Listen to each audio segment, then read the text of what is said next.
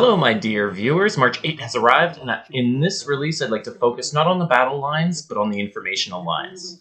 Though, why not battle lines? At this moment, the informational front is no less of a battle than the physical front lines.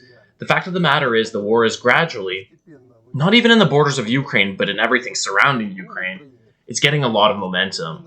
It's showing us that the world is dividing into two separate parts. There will be two separate worlds. A war is not only on the physical battlefield, but also a war that's in cyberspace, as well as this informational war. And we can see it being conducted in full swing. It's enough to say that today, or rather last night, many oppositional sources were shut down in Russia. It's not completely certain how accurate this information is, however, about Facebook, but word is that it's been shut down, though I did log into Facebook from Crimea, so I don't know how widespread this shutdown is. Nonetheless, it seems apparent that restrictions for content providers and social media are getting tighter and tighter. This is indicating towards the formation of independent informational spheres that are geared towards the populations of either which of these spheres. How this is being done?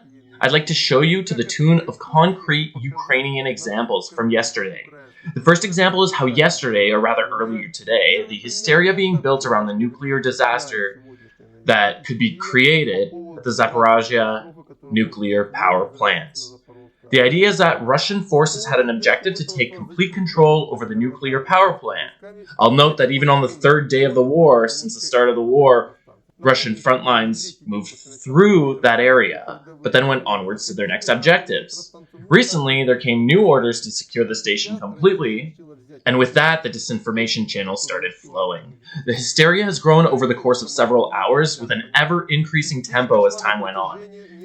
Even an almost sober Zelensky got involved, who declared that to citizens how, right at this moment, the nuclear power plant was being shot at by Russian tanks, despite the fact that there was live coverage of the events at the power plant being aired on news channels. Security camera feeds were publicized, and this clearly contradicted the president's words. So it seems pretty apparent that even the president of Ukraine is releasing fake statements in this disinformation campaign. And as things became more apparent in the morning, no dangers to the atomic stations ever existed, or could even be assumed, not even close.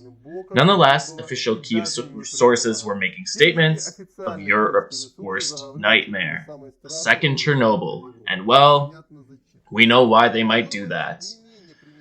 The second example is no less exemplary. You know, I've been constantly getting messages since Kyiv's propaganda arm gave the command to all citizens to attack alternative media sources. I'm being bombarded with video clips and stories of how, see, you're the one who's lying, and here's the truth. The enemy is conquered all over, Ukrainian forces have pushed the enemy out towards the borders and are chasing them out of the country. You know, I took a while to understand how Ukrainian television manages to stoke this hysteria and confidence in victory. A swift victory, nonetheless. Then when I checked out one of those clips from the channel TSN, I came to understand how they manage it. It's so decrepit that it doesn't fit any narrative of what's happening. To show that the enemy is defeated and pushed back in every direction, journalists have literally started changing geographical locations of cities. Don't laugh, I'm serious. Just take a look at the screen capture from yesterday's evening release. TSN affirms from their Ukrainian government sources that Russian battle operations are being held around Lozova. But Lozova is at the southernmost point of the Kharkiv region. So that's the Russian unit south of Kharkiv, threatening to cut off the Donbass group from the Ukrainian mainland. So not to expose this threat of losing this tactical advantage, journalists simply moved Lozova on their maps somewhere between Bogoduhov and Akhtirka. So somewhere in the northwesternmost region of Kharkiv, shifted by several hundred kilometers closer to the Russian borders. And in that fashion, the official news from the Ukrainian military looks pretty good. The enemy is at Lozova, which is pretty close to the Russian border anyways. Can you imagine what kind of depravity it is in Ukrainian hysteria propagated by these Ukrainian channels? They're moving entire cities to paint a narrative that everything is going according to plan, banking on the fact that citizens are so dumb that they don't even know where Lazava is located in the Kharkiv region. And I'll note that this news isn't geared towards a European or American audience, this is for Ukrainians.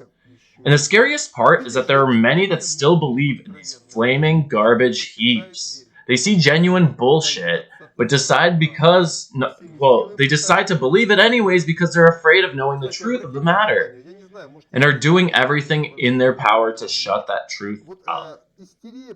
Speaking of which, pay attention. Maybe there's something I missed. If I did, let me know. The hysteria around closing down alternative media sources is coming from Kiev.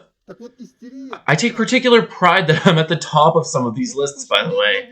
This hysteria is coming all over from Kiev.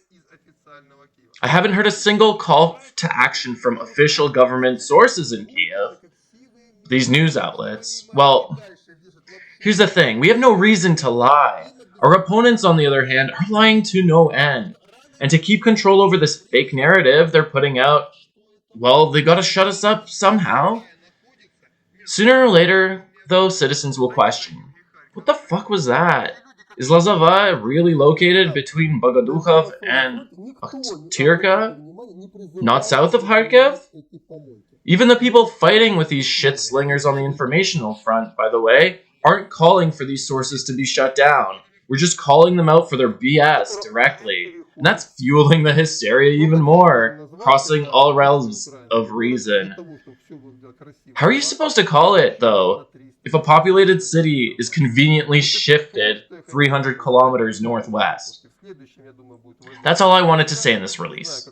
In the next, I think, will be an update from the front lines. Not sure how I'll manage to record it with my tight schedule today, but by 1 o'clock I'll do my best to get it out for you. That being said, that's it for me. Subscribe and stay tuned for updates.